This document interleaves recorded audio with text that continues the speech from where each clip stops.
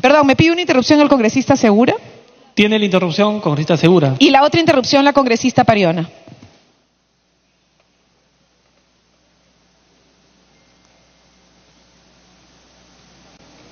Gracias, presidente. Gracias, congresista Glave. Es importante contextualizar este tema, presidente. Aquí no se trata de atacar o vulnerar la independencia y la autonomía de las autoridades, tanto descentralizadas, locales como regionales, sino que se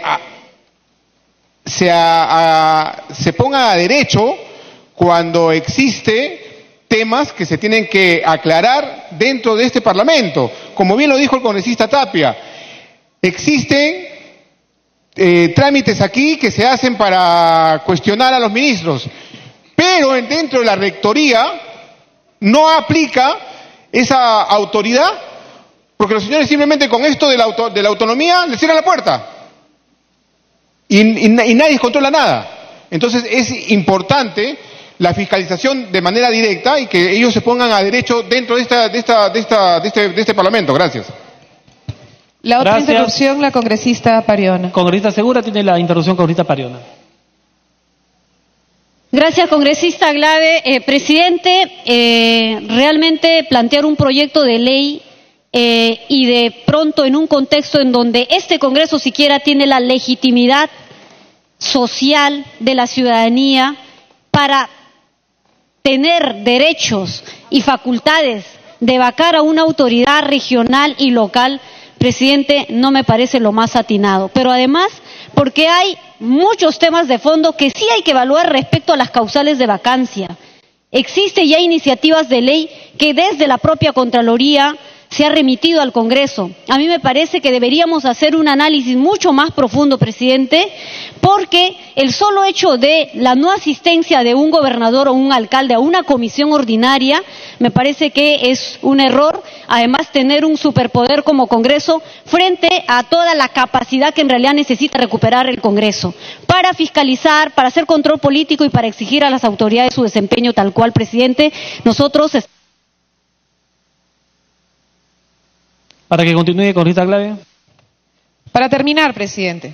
¿Tienen que venir si son citados por una causa grave? Por supuesto. Por supuesto. El problema, colegas, es que el congresista Segura dice, si es que hay una investigación, ¿cómo no van a venir? Por supuesto, tienen que venir. Pero, ¿acaso acá dice cuando es una comisión ordinaria que ha pedido competencias para investigar? No. ¿Acaso decimos que ocurra como con otros funcionarios que de grado o fuerza tengan que venir? No, acá simplemente dice una comisión ordinaria, cita una vez a un gobernador, no viene, se va, vacado. Una comisión ordinaria cita 2 veces a un alcalde, no viene, se va, vacado. Disculpen, colegas, disculpen, no puede ser así. Entonces, este tema merece reflexión, sobre todo por el momento que vivimos. Vivimos todos un momento muy difícil de precarización de la legitimidad política, de las fuerzas políticas y de las autoridades. ¿Vamos a abonar a ese camino tomando una decisión así? Yo creo que esto merece más reflexión, presidente, y nosotros desde Nuevo Perú pedimos como cuestión previa que se pueda retornar a comisión, presidente. Muchas gracias. Gracias, congresista Glave. Tiene la palabra la congresista Arauz. Gracias, señor presidente. Hace casi 2 años yo presenté un proyecto de resolución legislativa que en el espíritu de la rendición de cuentas de los gobernadores pudiéramos convocarlos a la Comisión de Fiscalización para que rindieran cuentas sobre su gestión de una manera continua. Ese proyecto de ley ni siquiera aparece entre los que están invocados en este proyecto de ley que está acá. La idea era un proceso de rendición de cuentas en la Comisión de Fiscalización, que es la que le corresponde. No una cosa de dispersión como se está planteando en este momento y que preocupa, porque sí quería que fuera obligatoria, que fuera bajo percibimiento de ser denunciados por delito de desobediencia y resistencia a la autoridad. O sea, sí queríamos, en el espíritu de lo que pretende esta norma, buscar la forma de que rindan cuentas, porque eso, como se ha dicho aquí en esta sala, vemos que a cada rato se les convoca a gobernadores, en el caso de los gobiernos regionales, locales, tenía que hacerse una modificatoria de la ley orgánica de municipalidades, no dar cuentas. Entonces, ese es un problema serio. Yo creo que la rendición de cuentas en todo lugar es bueno y que el Congreso tenga la posibilidad de hacerlo. Pero el modelo que se está implementando ya se va a un nivel extremo. Y en ese nivel extremo, yo creo que realmente genera un problema, porque esto sería una locura. ¿Se imagina todas las semanas teniendo gobernadores y alcaldes? 1.875 alcaldes, señor presidente. Miles de gobernadores, todas las regiones aquí metidas en cualquier comisión. O sea, un trabajo que no podríamos manejar, que sería inconsistente con el trabajo de fiscalización que tiene el Congreso. Por eso, presidente, creo que, además que yo quería que se vea mi norma y que sea añadida al proyecto, creo que pudiéramos pedir que se acumule y que vaya, como ha pedido la congresista Clave, a la comisión, a las comisiones respectivas, en una revisión más profunda y más detallada. Por economía del Congreso también, señor presidente, creo que tenemos que ser prudentes en lo que proponemos y creo que si hacemos caso a la cuestión previa que ha planteado la congresista Grave, podemos evitar un ruido que es innecesario. Cuando el Congreso tiene la obligación de fiscalizar, que lo haga en la comisión que corresponde, y tiene la obligación y el derecho de exigir que haya una rendición de cuentas. En ese sentido creo que es prudente que lo hagamos, pero hagámoslo con la prudencia. Así que pido la agregación de la norma en primer punto y segundo, apoyar a la congresista Glave en el tema de que vuelva a comisiones. Me han pedido interrupción la señora Aramayo y la señora Beteta. Gracias, señor presidente. Gracias, congresista Arauz. Tiene la interrupción, congresista Aramayo. Gracias, presidente, y gracias a la señora Arauz. Ciertamente, presidente, nosotros creemos que hay un interés de transparentar la gestión, porque dice la Constitución Política del Estado que somos un país unitario, descentralizado ciertamente, pero unitario.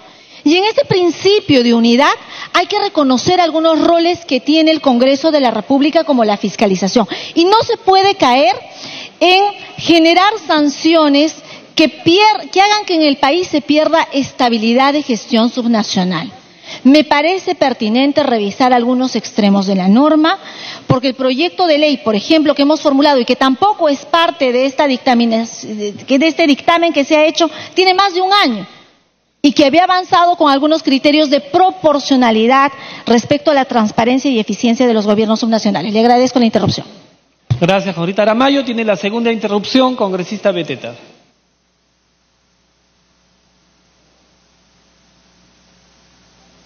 Gracias, presidente.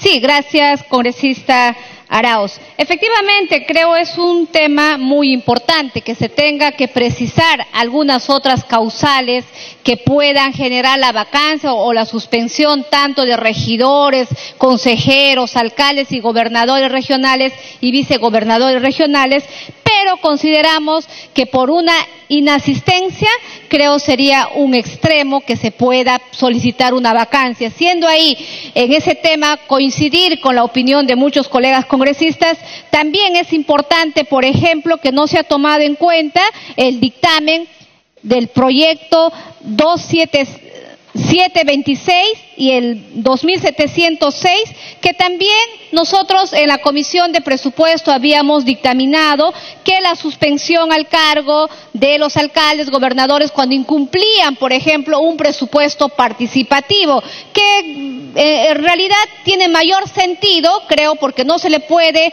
engañar a los ciudadanos.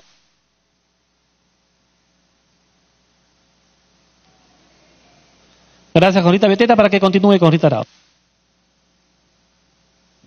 Aló. Solo para terminar, entonces, viendo la buena voluntad de las bancadas, yo creo que deberíamos insistir en la cuestión previa planteada por la congresista Glave, porque efectivamente podríamos evitarnos errores que podrían generarnos un problema serio en nuestra capacidad de fiscalizadora. Yo creo que debemos hacerlo. Por eso también en ese sentido le pido, señor presidente, que se agregue el proyecto de ley 1321-2016 CR, que es nuestro proyecto a fin que los gobernadores regionales asistan a informar al Congreso. Esto permitiría tener más ampliación del debate, como también los proyectos de ley que ha mencionado la congresista Beteta, porque creo que ampliaría ese debate también en las comisiones. Muchísimas gracias, señor presidente. Gracias, congresista Arauz. Tiene la palabra la congresista Salgado. Gracias, presidente. Yo entiendo, señores, que han habido muchas iniciativas porque casualmente se ha visto los graves problemas que han tenido muchos presidentes regionales y los más de 1.800 alcaldes. Dentro de estos proyectos también tenemos el dictamen de la Comisión de Constitución, el cual no habla de vacancias, sino de suspensión del cargo de alcalde o regidor. Y lógicamente, porque ya la vacancia es algo mucho más grave que tendría que lindar con el delito que tiene otro tratamiento. Y creo, señor, que en la modificación del artículo 25 se habla ya de lo que han manifestado los congresistas que me han antecedido, de una inasistencia injustificada del alcalde a 3 sesiones consecutivas o 4 alternadas de las comisiones del Congreso. Sí, porque si se llama a un alcalde, no es que se le llame por fastidiar, es que nosotros recibimos cientos de denuncias de autoridades que no están cumpliendo con su función, ¿no? Entonces creo que es necesario modificar, llegar a un texto mucho más coordinado y yo sugiero al presidente, a los presidentes, en este caso está el presidente de la Comisión de Descentralización, de que puedan hacer un cuarto intermedio, porque de que sí es urgente, señor, porque muchas veces hemos querido tener a la autoridad para que nos rinda cuenta y simplemente he dicho yo no tengo por qué darles cuenta a los congresistas, no tienen nada que hacer, han ninguneado al congresista cuando el congresista está recibiendo la denuncia de cientos de pobladores. Me pide una interrupción la congresista Glave, señor, o ya no. ¿Sí? Si usted lo permite, señor. Tiene la interrupción, congresista Glave. Gracias, congresista Salgado. El problema, presidente, a través suyo a la congresista Salgado, es que si usted revisa lo que nos acaban de poner en estas pantallas, es que ya hay un texto sustitutorio que acaban de ingresar el presidente de la Comisión de Descentralización, agregando ambos dictámenes, señalando precisamente las modificaciones que hemos dicho, congresista Salgado, que se vaca a un regidor o un alcalde por simplemente no venir 2 veces y se vaca a un gobernador, a un vicegobernador o a un consejero por una sola vez. Esto ha sido ingresado hoy día, congresista Salgado, y eso ya precisamente es el texto sustitutorio que pretende agregar ambos dictámenes. Por eso insistimos, esto tiene que volver a comisión, presidenta. Ya. Para que continúe, congresista Salgado. Le voy a dar la interrupción al presidente de la Comisión de Descentralización que tiene claro este panorama del texto sustitutorio, congresista Domínguez. Tiene la interrupción, congresista Domínguez. Presidente, muchas gracias. Presidente, lo que se ha realizado es que hay que tener claro una cosa. Tenemos un dictamen que es de la Comisión de Constitución y un dictamen que es de la Comisión de Descentralización. Lo que ha cursado la Comisión de Descentralización es un texto sustitutorio de 2 proyectos que tenemos que se han acumulado, pero no significa que es el definitivo. Tenemos más de 16 proyectos que han presentado los colegas congresistas desde el 2016. Yo quisiera pedirle a mi colega Marisa Glave y su partido, grupo parlamentario, propuestas, no solo críticas. Estamos aquí para poder fortalecer este proyecto de ley. Queremos una fiscalización adecuada para todos los gobernadores, porque en mi región de Ancash, lamentablemente, también pasa lo mismo. Pero lo que necesitamos es la contribución de todos los parlamentarios para mejorar esta propuesta. En este sentido, presidente, si es necesario, presentamos un cuarto intermedio para poder mejorar, presidente. Muchas gracias. Atendiendo, congresista Salgado va a continuar porque el presidente de la comisión ha solicitado un cuarto intermedio, con lo cual se suspende el debate y pasamos a cuarto intermedio. Para que continúe. Solamente, señor, si ya pidió el cuarto intermedio, ahí queda, y solamente decirle que sí es necesario que vengan a rendir cuentas. No es posible que digan que el Congreso no tiene nada que ver con gobiernos locales y con gobiernos regionales. Gracias. Gracias, congresista Salgado. El debate, señores congresistas, permítame explicar. El presidente de la comisión ha solicitado que pase a cuarto intermedio. Por lo tanto, se suspende el debate. Cuando se retome el debate, concluido el cuarto intermedio, se procesará la cuestión previa. Siguiente tema. De la Comisión de Educación, proyecto de ley 766, se propone modificar el artículo 52 de la ley 29.944, ley de reforma magisterial, para incorporar la sanción de inhabilitación permanente por hostigamiento sexual. Se va a iniciar la sustentación del dictamen por unanimidad de la Comisión de Educación que ha sido leído. Tiene la palabra la congresista Salazar de la Torre, presidenta de la Comisión de Educación, hasta por 10 minutos. Gracias, presidente. Saludar a todos los colegas presentes y para socializar este proyecto tan importante para nuestros niños en el sector educación. Señor presidente, el lunes 18 de diciembre del 2017 fue aprobado por unanimidad el dictamen recaído en el proyecto de ley 766/2016 CR, que propone agravar las sanciones a la conducta de hostigamiento sexual en la ley de la reforma magisterial, ley 29944, incorporando el literal E, el artículo 52, literal que propone que el docente destituido por conducta de hostigamiento sexual, conforme al inciso F del artículo 49 de la ley, queda inhabilitado permanentemente para desempeñar la función pública docente de manera permanente. El objeto del dictamen, señor presidente y colegas, es agravar las sanciones a las conductas de hostigamiento sexual realizado por los docentes a los menores de edad, con lo que se busca prevenir que se cometan actos de hostigamiento o conductas contra la libertad sexual contra los alumnos, ya que estos hechos constituyen grave daño a la dignidad y a la integridad física de los menores educandos. El hostigamiento sexual, colegas, es un problema directamente relacionado con el ejercicio abusivo del poder, generalmente del varón, que se encuentra en una posición de jerarquía frente al alumno, que facilita la violencia contra las mujeres o los menores de edad, afectando significativamente su dignidad y los derechos fundamentales que tiene toda persona y todo educando. El hostigamiento sexual no es visiblemente, a diferencia de la violación sexual física, por ello es considerado como un delito, sino una falta en el ámbito administrativo. Por lo expuesto, señor presidente, solicito la aprobación del presente dictamen. Muchas gracias. Gracias, congresista Salazar. Como el dictamen ha sido aprobado por unanimidad, cada grupo parlamentario tendrá un máximo de 2 minutos para que uno de sus representantes pueda exponer. Congresista Beteta, en representación de Fuerza Popular. Tiene la palabra. Gracias, presidente. Saludando la decisión de este Parlamento de poner hoy a debate este proyecto de ley. Sin embargo, presidente, me parece que faltaría que este texto que ha sido modificado pueda precisarse de la siguiente manera y pido a la presidenta de la comisión pueda recogerlo.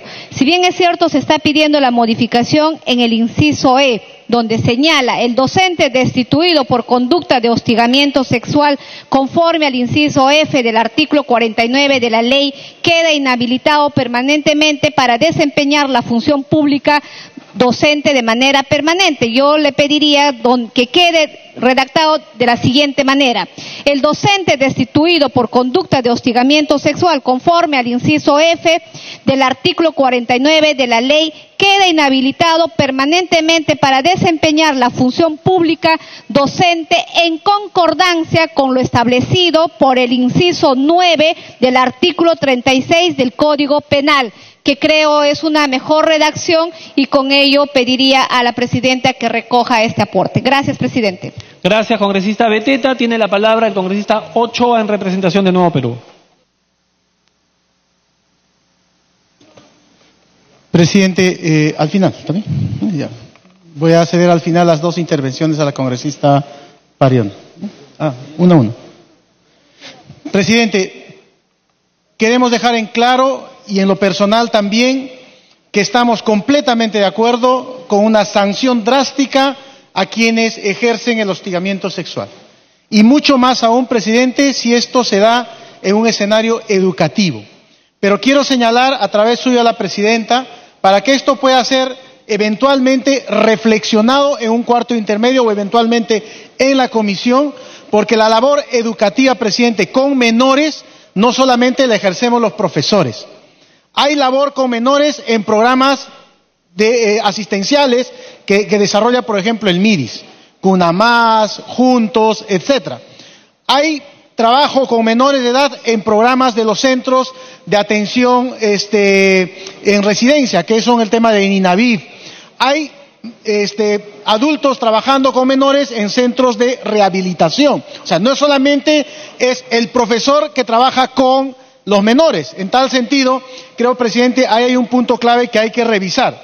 Insistimos, estamos completamente de acuerdo con ser drásticos y determinantes con el tema de en este caso, del hostigamiento sexual. Sin embargo, presidente, también quiero dejar en consideración que el Ministerio de Educación, tanto con el Ministerio del Interior, declaran inviable porque seguramente existe una normatividad en tanto a lo que refiere el hostigamiento sexual. Pero además, presidente, el Ejecutivo Nacional ha promulgado el 12 de septiembre de este año un decreto legislativo, el 1410. Y este 1410, presidente, que ya es vigente, señala que incorpora el delito de acoso, acoso sexual, chantaje sexual, difusión de imágenes, materiales audiovisuales o audios de contenido sexual al Código Penal y modifica el procedimiento. Tiempo adicional. Dice el decreto legislativo y modifica el procedimiento de sanción de hostigamiento sexual. Es decir, este decreto legislativo que está vigente desde el 12 de septiembre de este año, presidente, podría colisionar con lo que estamos aprobando. En el artículo 12, por ejemplo, señala de la sanción de los funcionarios y servidores.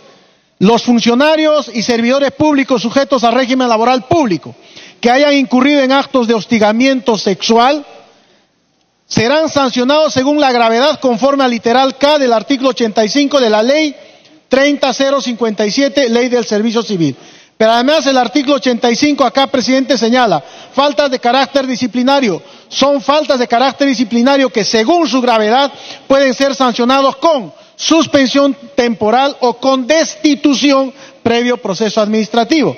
Y en ese inciso K señala el hostigamiento sexual contenido por quien lo ejerza autoridad sobre el servidor civil, así como el cometido por el servidor civil, cualquiera sea la ubicación de la víctima del... Para que concluya, por favor. Señalaba, presidente, que sería importante que podamos revisar conjuntamente, dado que efectivamente este proyecto de ley fue dictaminado antes que el Ejecutivo pueda hacer vigente este decreto legislativo 1410. Para evitar que haya una colisión, sería importante, presidente, entrar a una revisión técnica sobre el tema. Muchas gracias. Gracias, congresista Ochoa. Tiene la palabra congresista de Belaúnde en representación de los no agrupados. Sí, perdón. Tiene la interrupción, congresista Pariona. Presidente, este proyecto fue decretado únicamente en la Comisión de Educación. Desde la Comisión de la Mujer nos hubiera gustado también analizar esta iniciativa, dado que las víctimas son mujeres, son niñas, son adolescentes, presidente. Sin embargo, tenemos a la fecha ya normado que se aplica la inhabilitación por 5 años cuando se destituye a en este caso un docente, un maestro, pero cuando se destituye, no necesariamente cuando tenga una sanción, ponte administrativa o amonestación de otro tipo. Presidentes, los profesores que hacen un trabajo formativo, educativo en todo el país, hoy entran, diríamos, en una crítica, pero además en una tensión en donde hay niñas que efectivamente han sufrido desde hostigamiento sexual hasta violación sexual. Lo de violación sexual ya está tipificada, está normada, pero esta no. A mí me parece que es un avance importante que... Segunda interrupción.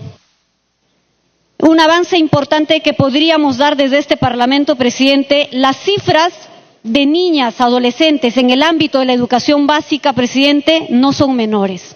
En Ayacucho tenemos varios casos de niñas que han denunciado desde tocamientos indebidos hasta hostigamiento sexual, presidente, y estas terminan siendo impunes y maestros que siguen trabajando en la escuela o son rotados o cambiados de una sede de centro de trabajo a otra institución educativa. Y eso es grave. A mí me parece que es una medida interesante. Creo que podríamos dar un paso importante, dado que en el ámbito educativo es donde deberíamos más bien garantizar una educación libre de violencia, una educación que permita también ejercer los derechos de los niños, de las niñas, las adolescentes, a tener una educación íntegra, presidente. Y en ese sentido, nosotros desde la Comisión de la Mujer realmente nos hubiera gustado abordar el tema. Sin embargo, mi opinión sería al respecto, presidente, positiva en términos de avanzar con... Gracias, congresista Pariona.